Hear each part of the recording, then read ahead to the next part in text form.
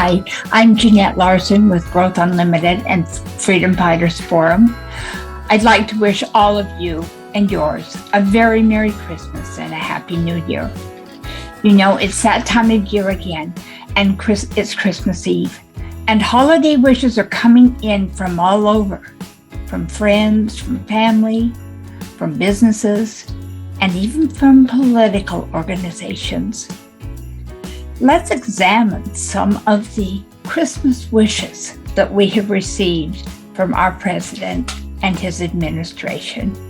There are lots of issues that have been created by the current administration, all designed to keep the emotions of Americans unstable, leaving us wondering what next. This week, the major story in the carefully planned information leaks issued by the executive branch of the U.S. government appears to center around the COVID-19 Omicron virus. Let's look at the Christmas messages we've been receiving on this subject. On December 21st, 2021, President Joe Biden addressed the nation regarding the Omicron virus. In his address, he categorized the virus as promising to make the season one of severe illness and death. On the same day, the CDC issued guidance that strongly suggested that citizens continue to wear masks and get tested. On the same day, it was announced that the Omicron virus accounted for 73% of COVID virus cases in the U.S. To counteract this terrible experience, it was announced that rapid test kits were being made available through national pharmacy chains, and people were strongly encouraged to be tested and to modify their holiday plans based on the results of those tests. American citizens across the nation immediately flooded the pharmacies in an effort to discover whether they were infected. Ongoing U.S. supply chain issues could not keep up with demand, and large numbers of panicked citizens have been turned away because the supply was quickly exhausted. Lines have been forming for public testing sites that have been blocks long, people waiting for hours to simply get a COVID test. On the other side of the picture, verifiable reports from all over the world show the following things about Omicron and the COVID-19 virus. 1. Omicron demonstrates a higher level of infectiousness. It's easier to get than the other variants that we have seen. 2. Omicron symptoms are very mild. Although it is still an upper respiratory infection, victims generally experience simple cold-like symptoms, including sneezing and scratchy throats. Other more severe symptoms seen in other variants are not present in the Omicron variant. 3. Omicron infects people who have been vaccinated as well as people who have not been vaccinated. 4. It is estimated that over 600,000 Americans will be infected with Omicron, but over 90% of those people will experience either no symptoms or only very, very mild symptoms of the already mild symptoms that are present with this particular variant. 5. Since the beginning of the pandemic, actual statistics show that 51,546,004 people in the U.S. have contracted COVID-19, and this is an accumulation of all the variants. Of those, 812,069 people, which represents less than 1.6% of those who have contracted the disease, have been reported as having died. And interestingly enough, number 6, current reporting policies skew the information about the morbidity of COVID-19 significantly. When someone diagnosed as carrying a COVID-19 variant passes away, the policy requires that the cause of death be listed as COVID-19, even if the actual cause of death was from an entirely different cause or a co-occurring illness or condition. For example, there have been people who have succumbed from injuries incurred in automobile accidents that were recategorized as COVID-19 deaths because it was discovered in the post-mortem examinations done that they carried the virus, even if they were experiencing no symptoms while they were alive. The overall effect of this Christmas greeting from someone we have been encouraged to trust, who took an oath to support and defend our nation, deserves examination. We need to ask ourselves whether the expectations we had for this administration are being met. Whose agenda is being served with the information that is being provided? decided, and what is the best thing that we as citizens should and can do to move forward to achieve our American dream to thrive successfully and maintain the freedoms that we are guaranteed in the Constitution. It is the responsibility of each of us as citizens to make the choices that work the best for us. Effectively making those choices includes examining all the evidence carefully and thoughtfully, and then processing the information and making the choices that we need to make that fit for us. It is our responsibility and our privilege as a citizen not to blindly follow the guidance of people who are presenting information to fill their own agendas. We need to be aware of the potential reasons that conflicting information is being presented. Who is it designed to benefit? We need to understand our own values, our own principles, our own beliefs, and be willing to maintain being true to what we believe when we're making those decisions. If we do this, we will maintain the control of our own lives that we are guaranteed as Americans, and we will be free and we will thrive. In coming episodes, we'll be examining this issue in more detail, as well as addressing other issues in our country that are presenting challenges to Americans. If you found this video helpful, we request that you subscribe to this channel, share it with your friends, invite them to stop being sheep and start taking control of their own lives. Invite them, and also you yourself begin to be what the Founding Fathers designed being an American citizen to mean. Thank you for watching. I look forward to seeing you next time. Bye now.